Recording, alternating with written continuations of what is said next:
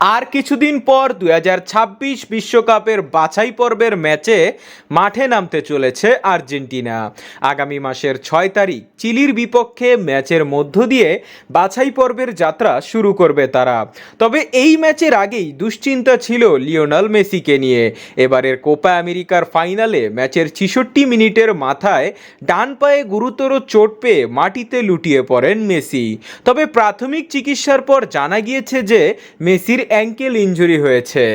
এই অবস্থা জানার পর সমস্ত আর্জেন্টাইন ভক্ত ও সমর্থকদের মনে প্রশ্ন ছিল যে এই অ্যাঙ্কেল ইনজুরি লিওনেল মেসিকে কতদিনের জন্য মাঠের বাহিরে রাখবে এবং চিলির বিপক্ষে ম্যাচের আগে ফিরতে পারবেন কিনা মেসি।